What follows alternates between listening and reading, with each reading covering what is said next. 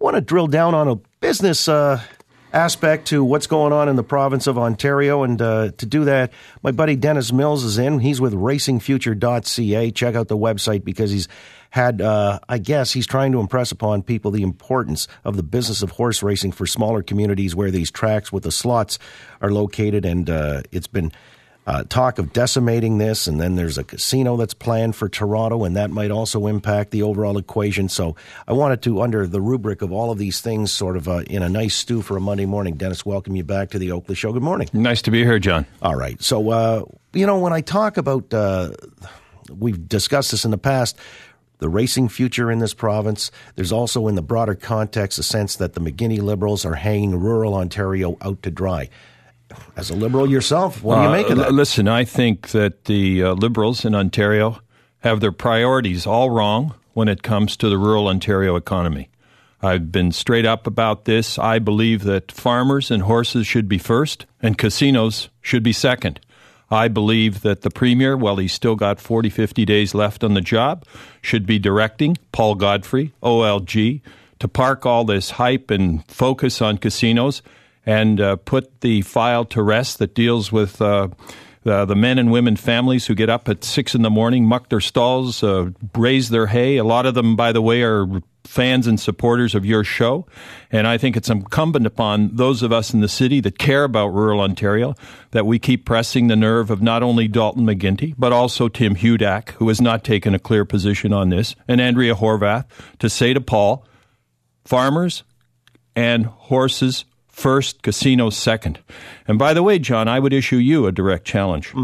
You have a couple of regular interviewers on your show here, His Worship the Mayor, his brother, and Adam Vaughan. Oh, yeah? I think that I've listened to them on your show about their views, and most of them are not on the same page, but I think that there's one area where Adam Vaughan would hold up his hand and cheer for Rob Ford, and that is, let's make sure we look after rural Ontario and Woodbine Sport and Entertainment, which, by the way, is in the mayor's zone in Etobicoke. Well, that's true. So what's the deal then with Woodbine? Because, there's talk of a casino, and some say that's the place to put it. Vaughan included amongst them. I think the mayor and his brother are kind of still, they want to see it on city land so we can derive the tax benefit that they suggest is somewhere in the ballpark of 150 to 200 million. Now, let me just back up. Paul Godfrey, what's his rush to get a casino in downtown Toronto? Well, this is where I really have a big sort of problem with the elected leadership, whether it be at the municipal level or the provincial level. The men and women who are elected in this community should be giving direction to the unelected people who they've put in jobs to sort of follow their public policy direction. And it seems to me that Paul, who I've never had a bad word with, is sort of getting ahead of the elected people in our community. And I think we need to prick their conscience and sort of tell them, look, get charge of this, and say there are hundreds of thousands of people in rural Ontario that are being devastated, while there are literally dozens of lobbyists running around this town, pressing municipal people, pressing provincial people. Let's all focus on the casino. And by the way, the casino won't be generating revenue for the Treasury of Ontario for at least 3 years, when the Slots at Racetracks program puts $1.2 billion a year into the Treasury. Well, yeah, and the idea there was this was a revenue share, although it was couched by the Liberals as being a subsidy, or Paul Godfrey as well with the OLG, he after all runs it, is the idea that somehow he is taking his cues from the Liberals because the coffers are stripped and they need the money, or do you think he's promoting this of his own volition? Well, look, we all have enormous respect for the work that Paul has done in our city, bringing the Blue Jays, trying to bring NFL, bringing us the Dome Stadium. He's done a phenomenal job.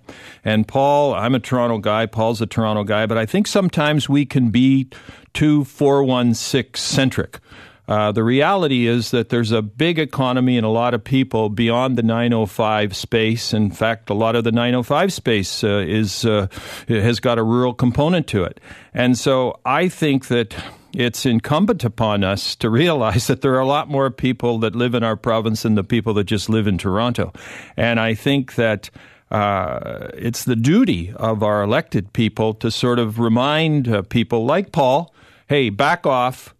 Casinos are second until we solidify and sustain and put back on a proper pathway the business in the province of Ontario that was bringing in $1.2 billion to our treasury. So in a perfect case scenario, you'd like to see, obviously the timeline would be different, but you'd like to see the slots retained at the tracks across Ontario? Well, this is a very important point you've just raised. The slots will remain at the racetracks. The slots will remain. Where the provincial government has done a poor job, and OLG, in communicating, the slots will remain, but we want to cut a better deal with the racetracks in terms of getting more money to the Treasury. It's no secret to anybody in the city now that there were certain racetracks in this city where a lot of money went out to the private ownership of those that were operating the racetracks legally, but that was never the original public policy purpose. So the government is saying, stop. We're going to cut a new deal with you with your slots at racetracks. We want the business to sustain itself and grow, but we're also going to make sure if we put public money back into the sector, it's going to stay within the sector and it's not going to go out the back door. So in other words, you've got to sustain the industry with the monies that you're making off the slots and don't just privateer from it. Well, and make sure that the monies that are being in the partnership go in to support the breeders and the owners, and you have to make sure that the racetrack operators have a sufficient amount to sustain themselves as we transition into new ways to grow the business. All right. So right now it's an 80-20 split with the province and the tracks. What are you suggesting? Well, hold it. It's not just 20 for the tracks. It's 10 go to purses and 10 go to the racetrack operators. And I think that everyone has to put some water in their wine. I mean, the teachers have, I guess they need to put a little more, but the doctors, they've cut a deal. And so I'm not saying we shouldn't belt tighten. Farmers aren't saying that. They work 7 days a week, as you know. Mm-hmm. But right now, because they're out there and we're down here where everything happens, we got to put focus on our leadership to have these guys sit down in a room, cut a deal within the next 2 weeks. And it's interesting with the upcoming Liberal leadership race for late January, some of the people, the aspirants, have already made some noise to the effect that they're not going to discount rural Ontario. Are you heartened by that? Racing Future is determined to make sure that every Liberal leadership campaign takes a public position, farmers and casinos first, farmers and horses first, casinos second, and we really want to get Tim Hudak to take the same position, and also Andrea Horvath. And if that happens, then collectively they can direct Paul,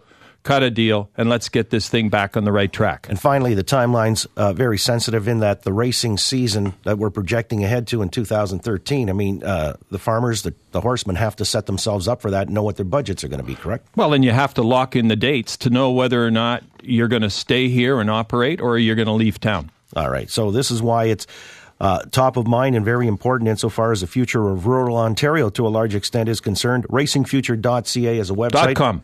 .com, my apologies. Racingfuture.com will direct you to that website. Dennis Mills is the point man on that file and holding the Liberals to account here in the province as well as the other parties. And don't forget, set it up. Adam Vaughan and Rob Ford. Let's see them holding hands on this issue. All right. Well, they want to see something up at Woodbine to be sure if that's going to be the situation. So, Dennis, good luck with this one. We'll keep pressing the case because I believe rural Ontario was getting the short end of the stick in the equation as we understood it. So this is a file that we'll continue to delve into and make sure something happens satisfactorily for all parties concerned. Thanks for your time this morning. Thanks a lot, John.